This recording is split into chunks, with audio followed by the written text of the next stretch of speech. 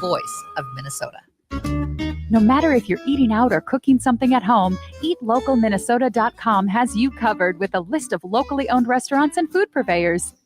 Locally owned Vinaigrette has been offering the finest olive oil and vinegar since 2009. Reintroduce yourself to all the many flavors by tasting before you buy. From darker white balsamic to cold-pressed extra virgin olive oil from all over the world, there is something for everyone. Vinaigrette, located at 50th and Xerxes in Minneapolis, or at vinaigrettemn.com. The Park Tavern is your go-to destination for fun. Enjoy the fantastic food like their pizzas, burgers, and sandwiches, the best bowling in Minnesota, their wildly popular outdoor patio, great drink specials, all the big games on their numerous screens, and it's the perfect place for your next private event, even large gatherings for over 200. The Park Tavern is your go-to destination for everyone. Have fun at the Park Tavern, Louisiana Avenue, north of Highway 7 in St. Louis Park. With a look at your AM 950 weather, I'm Patrick Lilia. Partly cloudy tonight with a low of 66, then hot sunshine Friday with a high of 91. Fill the hot summer nights with the hottest music in the Twin Cities at Crooner Supper Club in Fridley. Crooners is located just north of I-694 off Highway 65. View their schedules and food menus at croonersloungemn.com. Portions of the following program may be pre-recorded. The views expressed and the opinions given by the individual host, guest, random reptoid, or chupacabra may not necessarily reflect those of AM 950 Radio, its affiliates, or its sponsors. Now, it's time to step into the unknown.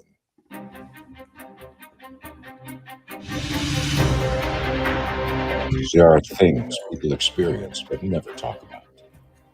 A shadow moving in the corner, flickering of the lights, a disembodied voice. We invite you to talk with us, share your story, share your experience, because this isn't just your story, this is our story. This is GhostBox Radio with Greg Bakun.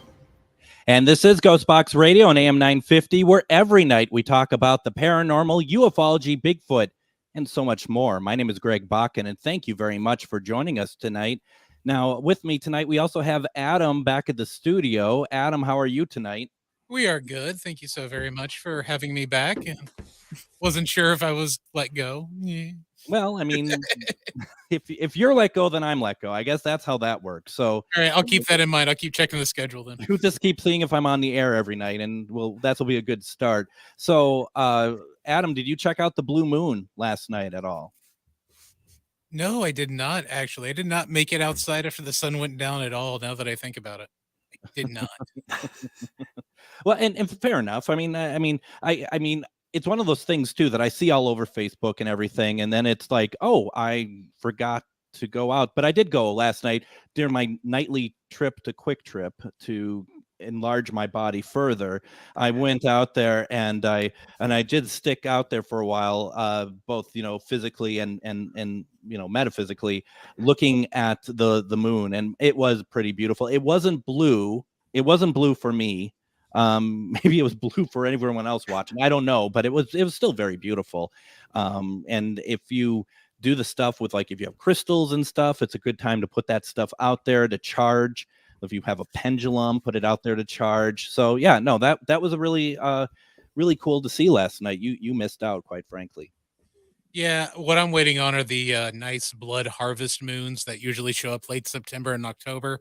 Those are my favorite ones to actually check out. I will sit outside forever and just watch the moon go over. That's very true too. Yeah, no, that'll be good as well. So, Adam, tonight I'm very excited. I'm very excited for our guest tonight. We have on with us Miranda Young, and she is a co-owner of the historic Scott County Jail, and that's in Huntsville, Tennessee. And I say that because we do have a Scott County in Minnesota. I don't want people to start trying to go to Mystic Lake or something and try to find out where the jail is there. There are jails in Scott County, Minnesota as well. I don't know if they're historic or haunted, but it's worth noting that we're talking about Huntsville, Tennessee here. And then Miranda also does a web series called Ghost Biker Explorations. And we're going to talk about that as well. Let alone all that. Miranda's very creative. She is an artist. She's a professional photographer. There is a lot to talk about tonight. And I am very, very excited that she is joining us. Miranda, welcome to GhostBox Radio. Hey, thanks, Greg. I've been so excited about coming on, and I appreciate you having me. Oh, my pleasure. My pleasure. And for anyone who has questions or wants to comment tonight, please call in 952-946-6205, 952-946-6205. Do I have that correct, though, that you are co-owner of the jail? Yes, I'm co-owner of the business, the True Crime Museum and the Paranormal Research Center here. We actually lease the building from the town of Huntsville. And you're in the jail right now. I am. I'm sitting here in the booking room of the historic Scott County Jail. Wow. So you're in there, and it is a place that has a lot of activity. When you get in there, does stuff start up right away? We have stuff happen day or night. It doesn't matter when. And, I don't know if it just starts up right when we come in here, but we often catch things on our security cameras. Actually, one of the videos we just released not too long ago was of our resident cat who does live here in the jail. Her name is Sally. And about 5:12 in the morning, one Thursday morning, something opened our gift shop door and put her inside. And the gift shop is in one of the former cells. And so it was more of a dorm style type cell that has a big metal door on it. I mean, she's I think probably a little 12-pound cat. There's no way she could have opened this 20-pound door. It's pretty wild. Because when I came in that morning, she wasn't there to greet me at the door. And so I went in and I just happened to hear her meowing from the gift shop. So I pulled the security camera footage, and it was really a pretty incredible capture. Wow, that is something. And I mean, you never know. I mean, cats get into everything, obviously. I mean, I have one, and he's a monster, but I mean, that's incredible. So what's the story with the jail? What's the background to it? So the jail is interesting. It was built in 1904, and it was in operation until 2008.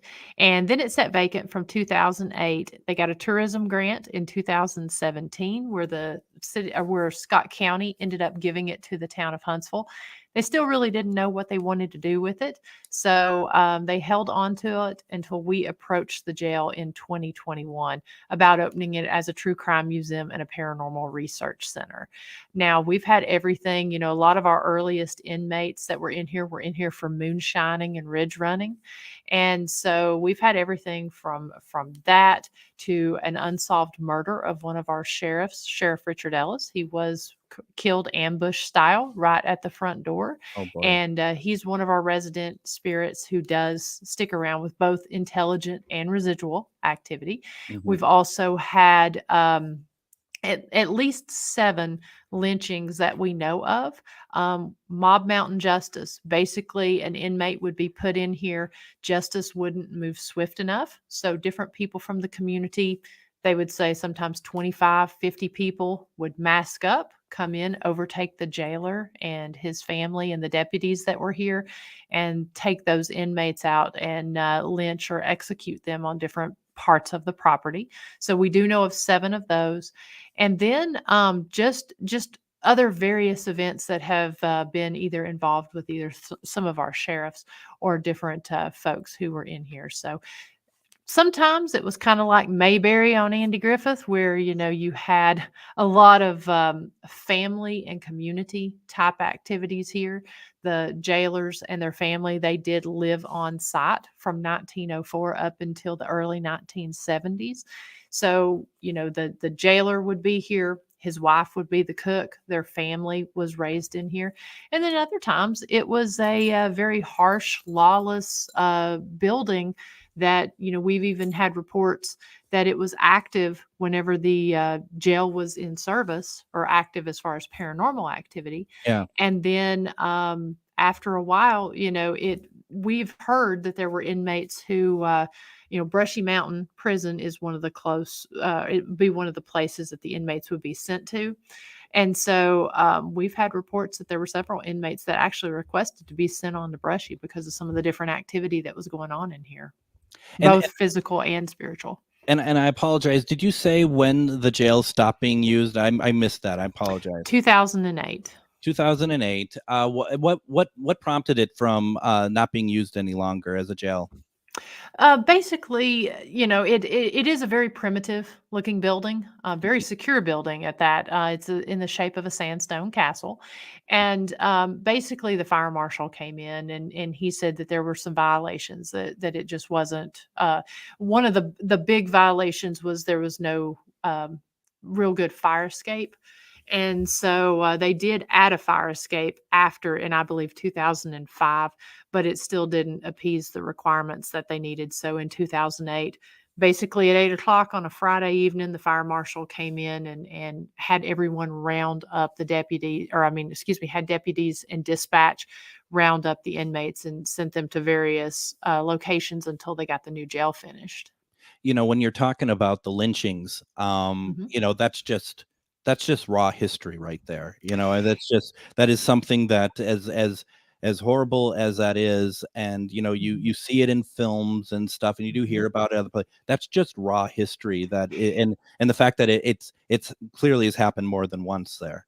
It has, and I do want to add that they weren't race related or anything of that nature. They were just people who, we are a small rural community here in East Tennessee.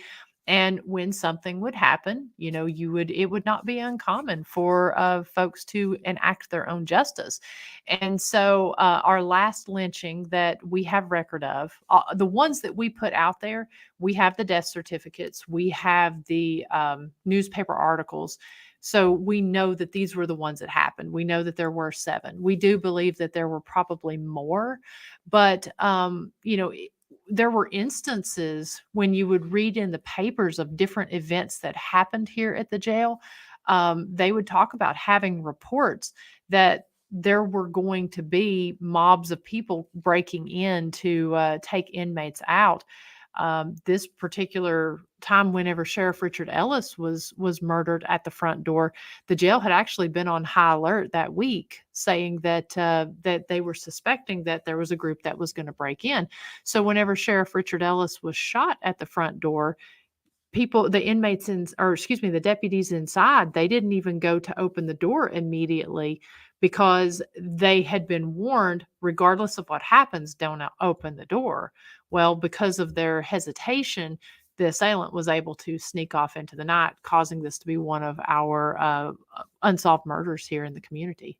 Wow, that's incredible. So with that, when you all went to approach to take over and turn the jail into something else, how was that received? Was that easy, or was that difficult to try to get them on board? It was actually surprisingly easy. I mean, there was a whole process to it. I had this is my hometown, and so I had the opportunity to be able to move back home.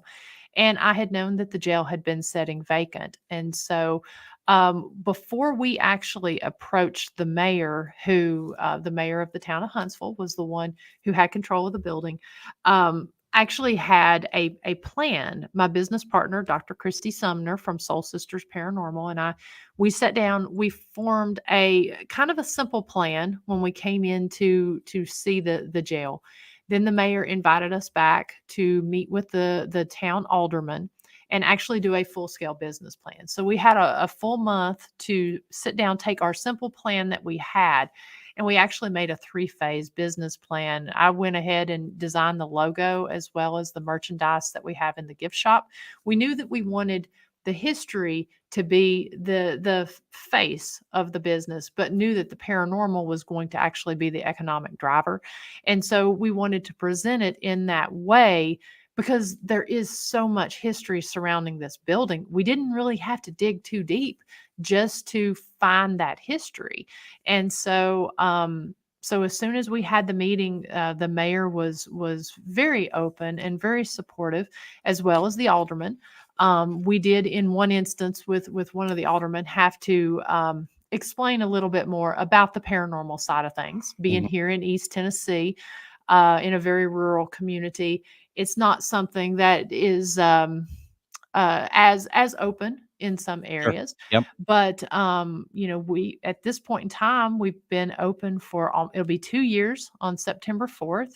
And so we've had over 125 teams here in the community. They love following the teams that come in and investigate. And so we really put it out there when the teams come, and they were, it's hard, kind of hard to believe that, we're sitting here and that it's been as successful as it's been. It is it's crazy that it is coming up on the anniversary on Monday. Ernie Pack says that he loves the Scott County Jail swag. You guys have great looking merchandise. We have just a couple minutes before we go to break. Was there a lot of work that you needed to do to the interior of the jail to get it up and running for having people in? As far as doing the actual work on the jail, they had gotten a $75,000 tourism grant back in 2017. So, of course, that was 5 years prior to when we came in. They had come in, they painted, fixed some of the lead paint issues, and added a heating and cooling system and some new windows. Now, of course, as far as the True Crime Museum, now behind me, the board that's back here, some of these things, the board, and then of course the dispatch center here, that was all here whenever we came in. But as far as setting up the actual museum part, we had a whole lot of work that we had to do at that point, as well as, some of the cleaning and such. When we did, I think we were in here about 3 months doing work every single day and night, really with the building, but then also with the spirits. Since it hadn't really been investigated, we did a lot of that as we were leading up to our grand opening. Well, and that's interesting. Do you, when you go into a place like that, I mean, if you do this either for an investigation or if you do this for opening a place, are you walking through that with spirit? Are you explaining what's going on and try to get them to understand what is happening here? I am. So I first investigated the building in 2014, so I knew it was active. But when I came in, we spent a lot of time sitting down, explaining what we were doing, who we are, and what the intentions were, and then really just trying to get to know the spirits. I mean, at this point, we were able to really figure out, certain areas where music is good, the type of music they like. We even have certain spirits, when they communicate certain ways, either through the dowsing rods or through different spirit boxes and that sort of thing. We've got to the point we know who we're talking to because they have a certain way of communicating. And I throw that back to the time that we spent on the front end. I would say it was probably really 2 months before we did actual investigations, because we were sitting there really just having communication and not doing a lot of investigation, but just letting them know about us and trying to learn about them. Fantastic. Let's do this. Let's take our first break. We have Miranda Young with us. We are talking about the historic Scott County Jail in Huntsville, Tennessee. If you have any questions, send them through. We are willing to take them, and we're going to talk about the actual spirits that are in the jail. You're listening to GhostBox Radio on AM 950. If you own a holistic or metaphysical business and are looking to expand, then you need to be listed on metamorphosisconnections.com. It's a network where you can grow with like-minded practitioners and reach new clients. Metamorphosisconnections.com is an online directory you need to list yourself and your business. Our platform makes it easy for you to create listings of your products and services, and you can also choose to list your classes, events, and so much more. Metamorphosisconnections.com helps you create weekly and monthly promotional ads targeted towards your potential clients and promotes them for you via social media and newsletter. There are clients searching for your specialty right now. Let us help them find you. Start your listing today so you can share your own unique gifts and talents by finding the level of membership that best fits your needs. Let us help you reach your clients that are searching for what you do. Visit metamorphosisconnections.com and sign up today.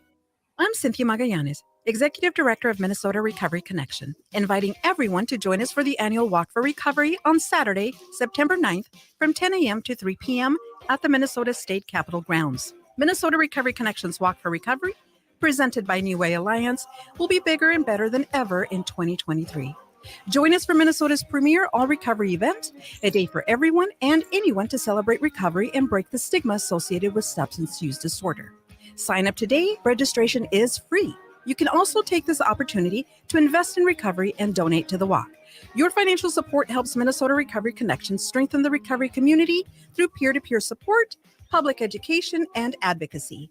Most importantly, though, please join us at the walk and put a face on recovery. Bring your family and friends to the Minnesota State Capitol grounds on Saturday, September 9th to celebrate recovery. For more information and to register, please visit minnesotarecovery.org/walk. Cafe Latte offers made-from-scratch soups, salads, sandwiches, and mouth-watering desserts.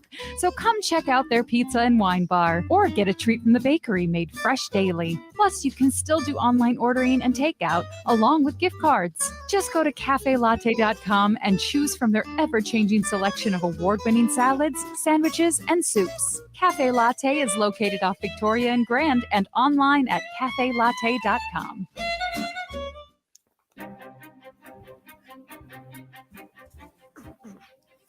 And welcome back to GhostBox Radio on AM 950. I just wanted to let everyone know that Wednesday, September 6th, please join us at Billy's Bar and Grill in Anoka, Minnesota for Ghost Stories and Beyond. We do this every month, and this month we're going to have a special guest. Her name is Witch Jody, and she's from Midwest Witchery and Healing, which is located in Stillwater, Minnesota. We're going to be talking about all things about being a witch and what it takes. And she is one of the few people that I know, well, to be honest, she's the only person that I know who is an actual witch from Salem. So that's going to be a very interesting conversation, and really looking forward to that. So that's going to be next week at Billy's Bar and Grill in Anoka. 6:30 p.m., $10 to get in, but it's also half-price burger night. So what more could you possibly want? We have Miranda Young with us. We're talking about the historic Scott County Jail in Huntsville, Tennessee.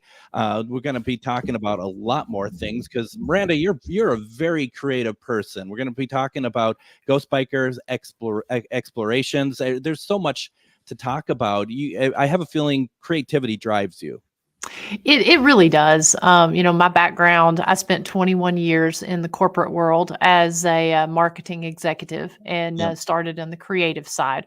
Yep. So anytime I can do anything, creative outlet, that's my passion. And so, I draw the locations that I visit or that I highlight on my series. And that's actually how I fund my series, is through my illustrations and my merchandise, that sort of thing. So, and of course the web series, it is self-produced, self-funded. So, very, very creative. And I feel like I always have to have that. And it does kind of spill over into my investigation. I try to find creative ways to communicate whenever we're doing the investigations. So did you work at ad agencies? Were you like an art director, or what were you doing?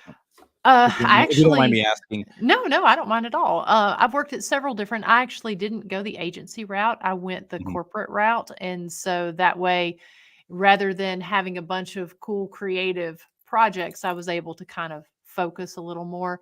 I've worked in the insurance agency with Blue Cross, and then I've worked in the school photography industry with Olin Mills. I was their creative director, which for many ironically the business ended up going to Life Touch there in Minnesota. And then transitioned on to APS, where I became their marketing director, and so did the analytical side as well as the creative side. And I have an interest because I went the agency route. And so I worked at such agency as Fallon Worldwide. I worked at Carmichael Lynch for a number of years, but I also did corporate as well. I worked at Best Buy for a number of years as well.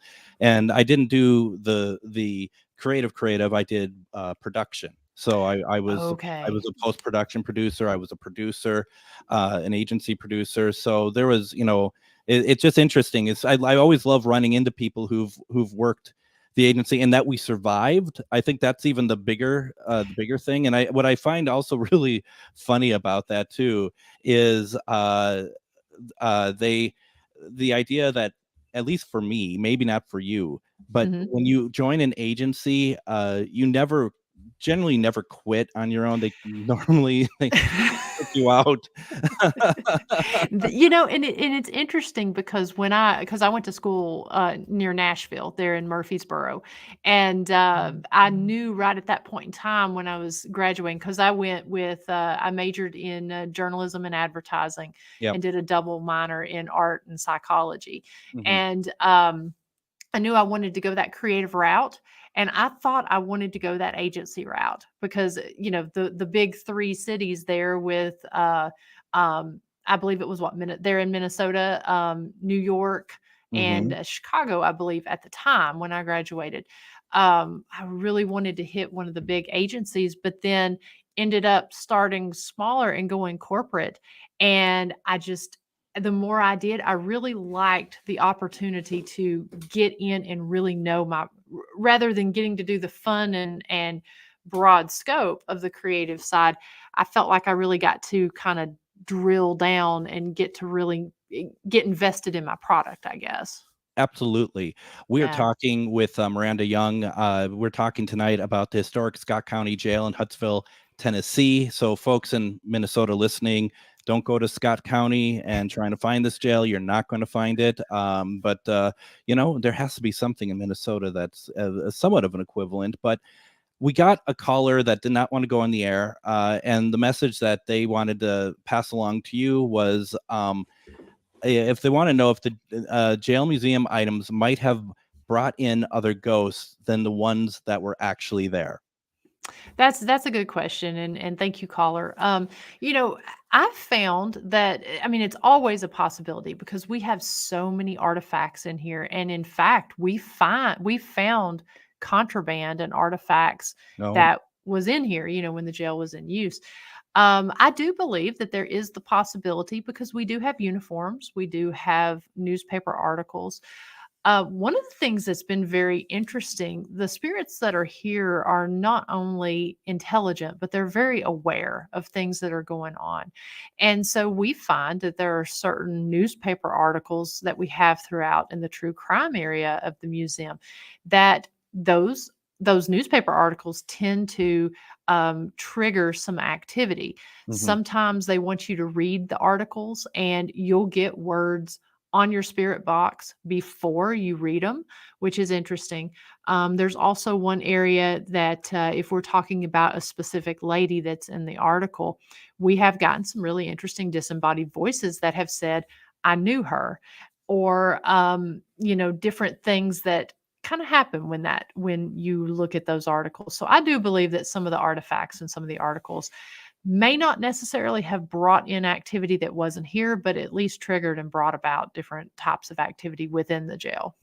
That's really interesting. I also wonder too, and just as kind of a general sort of spirit question, and I've wondered this for so long that, I think there's a lot of people who think when we're talking spirits being in a location like the jail, that they're like in a room like anyone would be in the jail or whatever. But I believe that it's very possible that if you have 5 spirits in a room, that it's very possible that they cannot see each other, or it might be on a different sort of plane of existence, so to speak.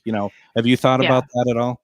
We've had some different instances that we have spirits that have interacted together that have been from different time frames, but we also tend to have more that they tend to act on a one-off sort of thing where, like you said, maybe they're not aware of what's going on. But one example that was kind of interesting, we did catch on our security cameras after, we do always have somebody on site. We're on site, but out of sight. And so after a team had investigated, the person who's working, they usually tend to kind of get things ready for the person that's coming in for the day shift. And so I was working that night, came out of the room, heard somebody humming on the stairs. And it really kind of startled me when it happened, as it was this deep, rich male voice.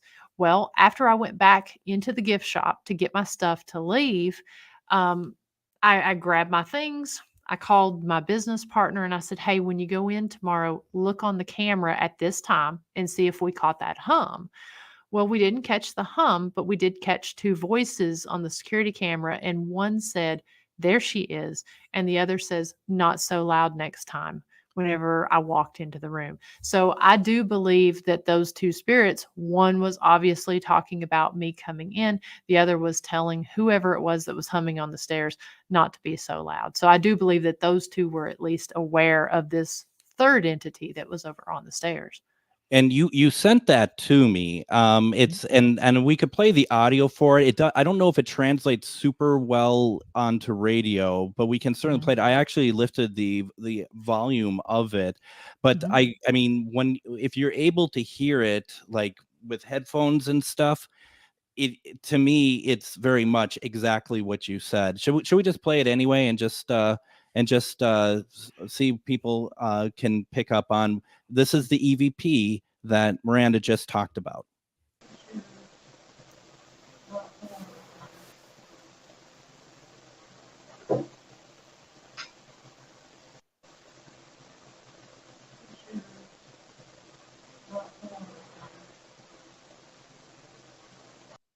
So that's the thing about EVPs.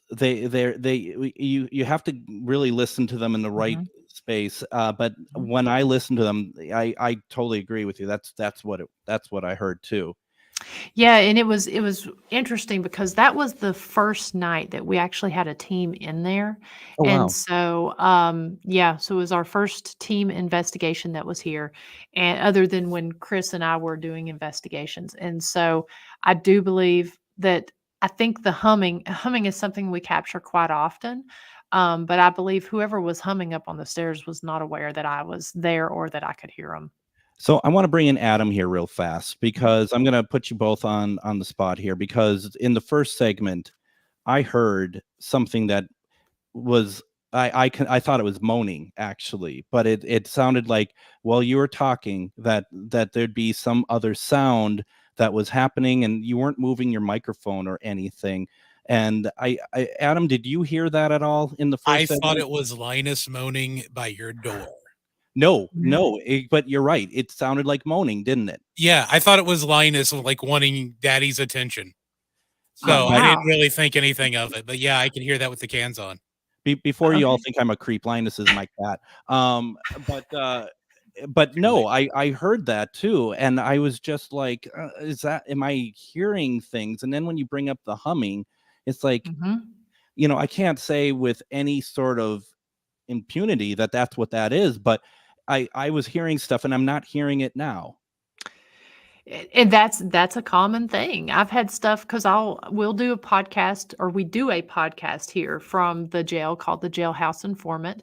And ever since I moved back, I've been doing my podcast here on Thursday nights, and it's not uncommon. People will sometimes see something walk past in behind. Other times they've heard phantom audio. It's wild. And so I'll definitely have to go back and see if I hear that, because humming, sighing, coughing, moaning, that is definitely something that is a common capture here. Yeah, let us know if what we're hearing, if you're just like, no, this is what this is, because you Okay. know it all well enough that, and I'm not trying to create a narrative that isn't there, but I was hearing it, and then when you brought up the humming, I'm like, I wonder, and that's why I'm glad you heard it as well, Adam. And my cat, I'm in a room that he can't get into at the moment. I'm sure he is outside the door, just like, why on earth am I not part of this radio show? But that was really interesting. That's good. I was just like, what on earth is going on here? And so maybe we caught something. I don't know. That'd be really cool if we did. And of course, you're just sitting over there like, yeah, that's kind of how we roll around here at the historic Scott County Jail in Huntsville, Tennessee. So, It's funny. It's funny because, it happens day or night. And of course, people will come in during the day tours and something will crash upstairs. Inevitably, it'll sound like somebody's fighting. And people are like, is there somebody up there? And it's like, no, we're alone. And it sounds like, or if you're upstairs especially at night and especially around the top of the hour, anywhere from about 10 till 10 after, you'll hear some of the most incredible footsteps and charging up the stairs, and you'll think somebody's there. It's really kind of creepy when it happens because you'll acknowledge it and it will still continue to go as you acknowledge it. And it's just common day or night for that stuff to happen here. And it's hard to know what's intelligent and what's residual sometimes, I'm sure, there, because Yeah. it's such an active location. It is. It is. Several spirits. One that I had mentioned earlier, Sheriff Richard Ellis. We get a lot of residual as well as intelligent activity from him, but it is kind of challenging, especially like with the footsteps. We believe the footsteps on the third floor is the jailer making his rounds, and we believe that it hits at the time that it does because he wouldn't do it right at, say, 11 o'clock every night. He would sometimes stagger at 10 till, sometimes 10 after, so to come up and kind of catch if something was going on. So it'd be a little unexpected. Sometimes, even though that appears to be residual, there's times that you'll be having a conversation or you'll call out to someone to come check on an inmate in a certain area or, for med pass or what have you. And they'll intelligently respond with a residual response, if that makes sense. Now, the sheriff is the one that was killed in the doorway. Yes. Do you feel that his spirit is at unrest, or do you not get anything like that at all from what you're picking up in the jail? I don't believe it to be unrest. A lot of the spirits here, we've been able to get a lot of history validated through some of the responses that we've got from our spirit communication. And with Sheriff Ellis in particular, we believe, obviously there could be that aspect of trying to find out who his murderer was, but from responses that we've got, both from psychics, from our own investigating, we believe that he's so proud of his jail and he likes the work we've done. And by the way, he was taken out, he was a Baptist preacher. He was also, he ran under the stance. This happened in 1925. He ran under the stance that he was going to abolish moonshining and make Scott County as dry as the Sahara. Oh. So he put a target on his back. Sure did. And they had even warned him that he would not survive his term. Well, they made good on it. And so we do believe that a lot of it is he's kind of here helping us, keeping some of the more ornery spirits that are here in their place and sort of watching over the way things are, at least from the intelligence side of things. Sure. And it probably is in some sense too, that he knew what he was getting into taking on the job, that it was, and if it's a case of trying to make it a dry county, whatever, it's he was doing his duty. He was doing what he firmly believed in. Absolutely. And that's why too, and he was very, very tall. He was, from all accounts, from the pictures and stuff we have, we believe he was around 6'8". And one of the shadow figures that's captured here is between 6'8" and 7 feet and likes to hang out over by the drunk tanks. So it kind of makes sense that he would be over there by the drunk tanks, since that was something that was, that was his platform that he was running on. And, we don't, a lot of the spirits, we don't seem to feel that they're as much at unrest as that they just want to share their story and, help us with the history, or even sometimes just having conversations about everyday conversations about, what food they had to eat, what kind of music they liked. Certain spirits here tend to interact whenever we're not so much doing an interrogation style investigation, but rather cutting up with them, telling jokes and that sort of thing. We tend to find that they're, doing, that they're more responsive in certain areas of the jail when we do that. Wow. Let's do this. Let's take another break. We are just getting into talking about the historic Scott County Jail in Huntsville, Tennessee. We're also going to talk about Ghost Biker Explorations, how to find it, how to watch it. It's a lot to talk about. If you have questions, please submit them to us as well. You're listening to GhostBox Radio on AM 950. Reach your highest level of consciousness and well-being with metamorphosisconnections.com. MetamorphosisConnections.com is an online directory of the best holistic and metaphysical practitioners to help you make your most informed choices. You can search MetamorphosisConnections.com for classes, events, wellness and life coaches, plus metaphysical products and shops. You can also search for a wide array of healers from all modalities, including EFT, sound healing, energy healing, light therapy, ancestral healing, shamanic healing, reflexology, past life regressions, hypnotherapy, yoga, and more. And if you're not sure where to start, the search feature on MetamorphosisConnections.com is tailored to help both those who know what they are looking for and those who are just starting. Come explore the possibilities for your higher self by visiting MetamorphosisConnections.com. Their experienced practitioners can guide both beginners and those that are already on their spiritual journey. That's MetamorphosisConnection.com, your link to direct you on your spiritual transformation. Hey, it's Patrick for Zero Res, my cleaning heroes. Did you know as many as 1 in 5 Americans suffer from allergies caused by particles found in the air in your home? If you or anyone in your family suffers from allergies or asthma, or you just want cleaner, healthier air, Zero Res can help with their air duct and dryer vent cleaning service. The Zero Res 12-step professional source removal process guarantees your home will be cleaned to the highest standards. Not only will an air duct cleaning help this allergy season, but you will enjoy less dust, lower energy bills, and your home will stay cleaner longer.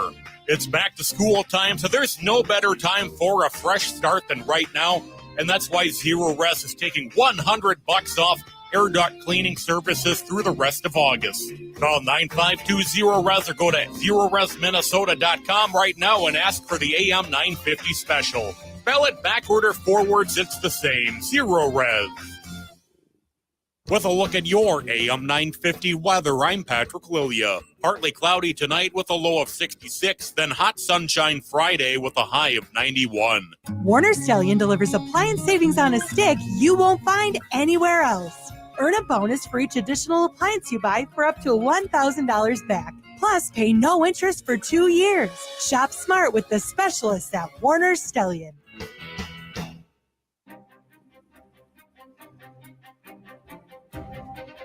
And try not to be too disappointed, as Friday and Monday, we're not going to have any new episodes of GhostBox Radio as we are closed for the holiday weekend. So I know that some of you will be very upset about that, I'm sure. I'm sure there's weeping in the audience as we speak.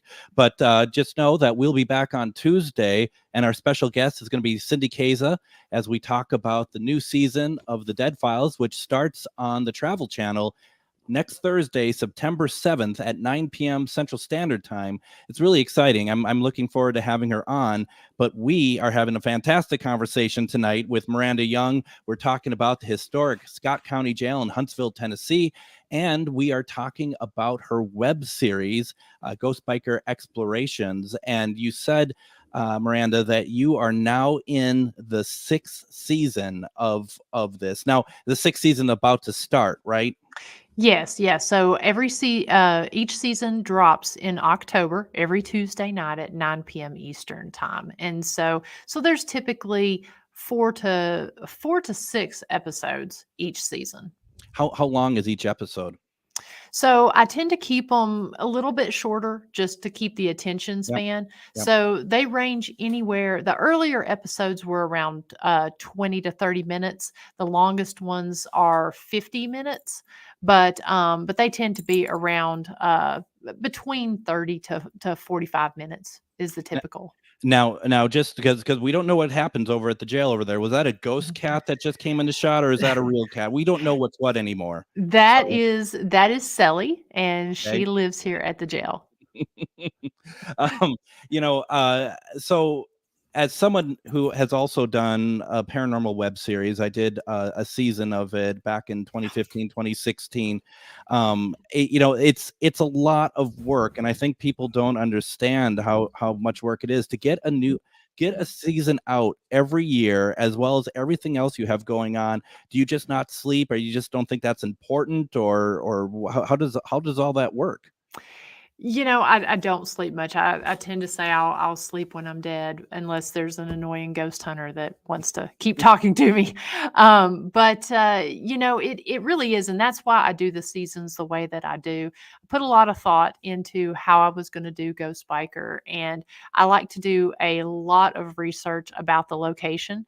Plus, I'm a solo investigator, so I have to go through all of my evidence leading up for that episode. Sure. So I tend to investigate some of the lesser known locations. They're either brand new, if they're a commercial location, they're brand new, or there's something that may be regionally known to a specific area.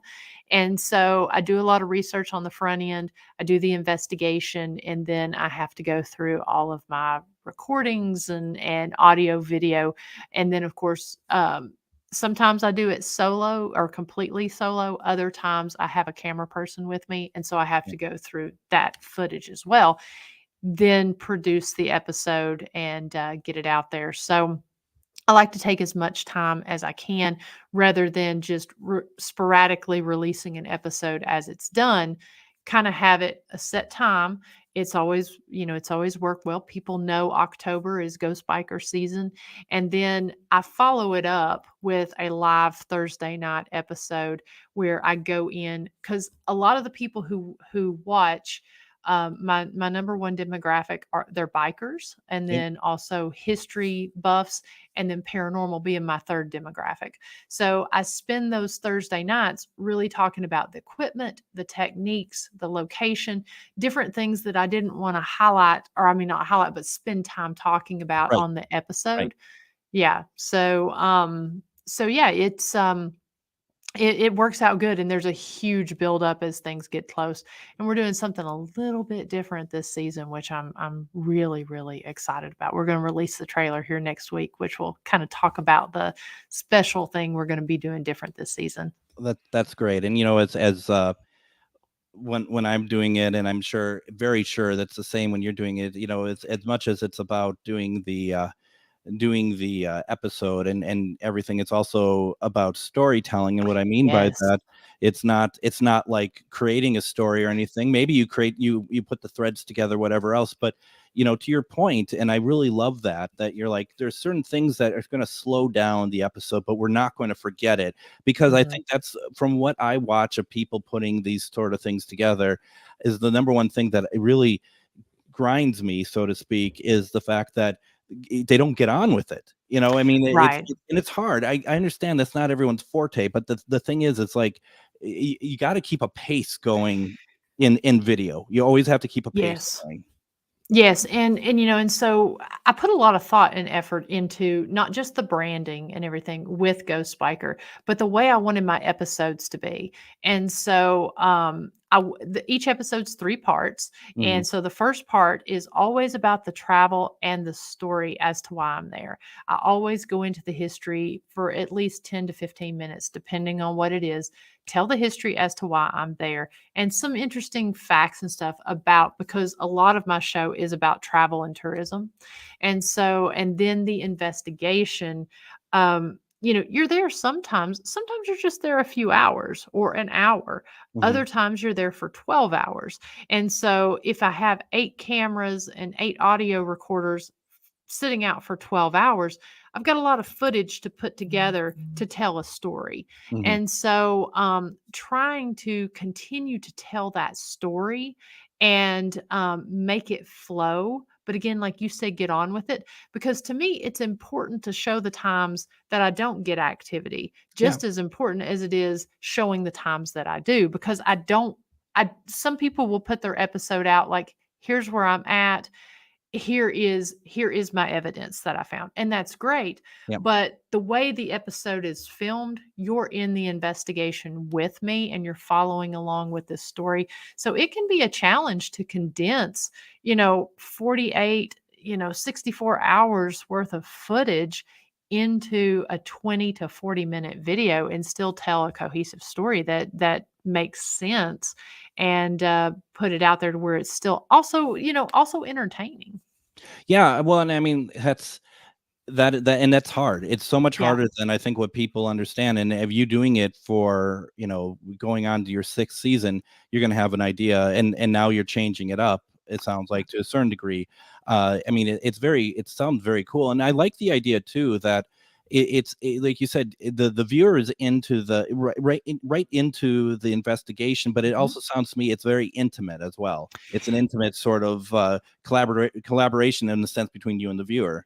It is because, it's almost, it's as close to doing a live as a live, and that's why a lot of people like the lives, is because they're in there with you.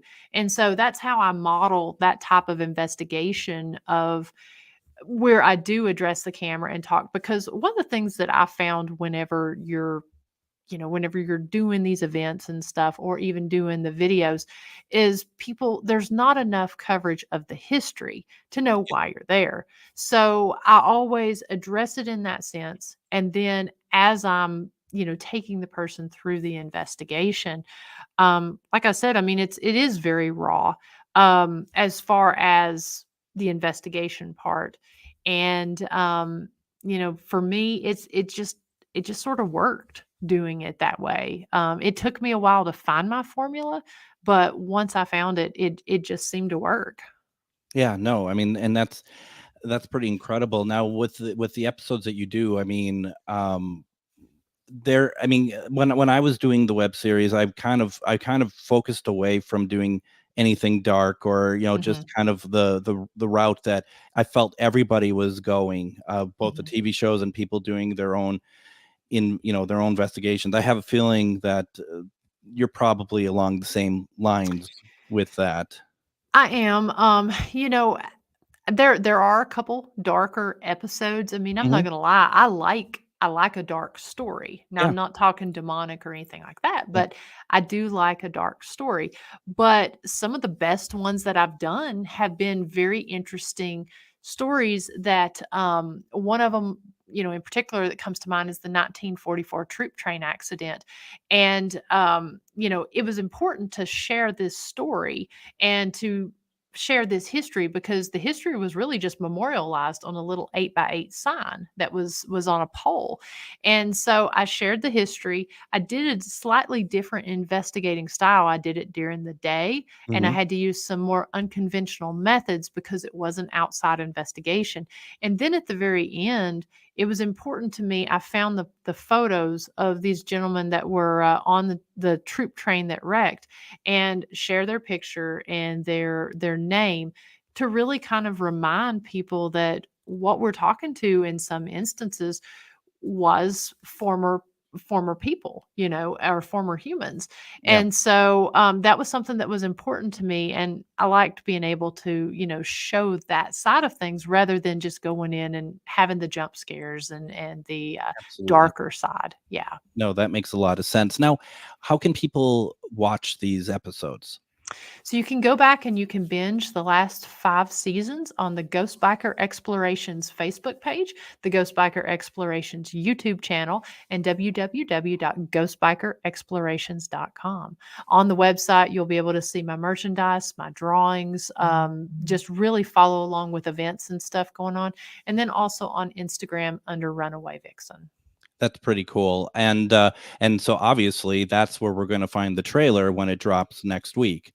Yes, you will be able to see that. It's going to be blasted everywhere, but you will be able to see it on Facebook, YouTube, and on the website as well. And so those episodes, they will air live there at 9 p.m. Eastern time on all of those platforms.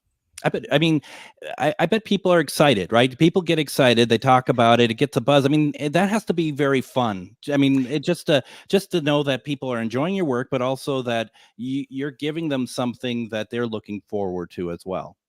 It is. It's very humbling, for one thing, that Yeah. people will spend their time and watching what I do, that they care, and that they're interested in that, and then that they even share it out.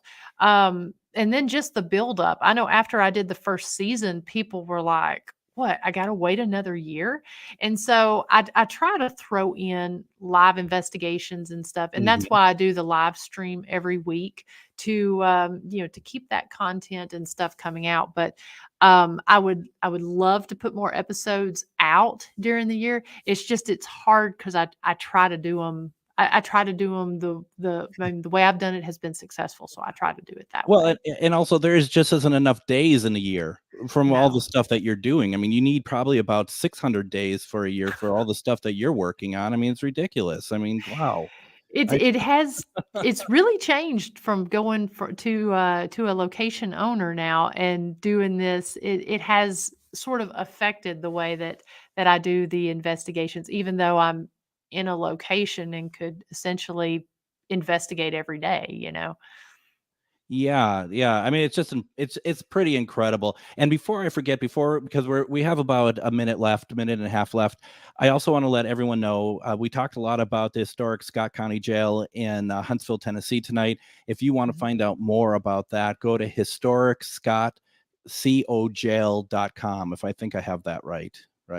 Yes, and you can also, we did just expand to the historic village of Rugby, which is 20 miles from the jail. And so you can go to either the site that Greg mentioned, or just look up Historic Scott County Jail on Facebook, or just go to historyhighwayshaunts.com, and it's got links to both websites on that. My God, you have a lot of stuff going on. I do. God. Are you human? I mean, how do you even do all of this? It's taken me for my web series, I got 4 of them out. I planned on 10. That was in 2015. I have a lot of unedited footage. I mean, this is, oh my gosh, I don't get it. All right. Well, with that being said, make sure that you check out those sites. Miranda, I want to have you back at some point. Let's talk more about the web series and stuff. And I hope you had a good time tonight. I had a blast, Greg, and thank you to all the kind comments and everyone that's tuned in over there. I've been looking and I really appreciate that, and I'm glad everyone's excited about the new season that's coming up. Absolutely, not one of them said hi to Greg, but that's okay. We're going to call it a week. We'll be back on Tuesday with Cindy Kaza. Everyone have a safe Labor Day weekend, and we'll see you Tuesday. Bye, everyone.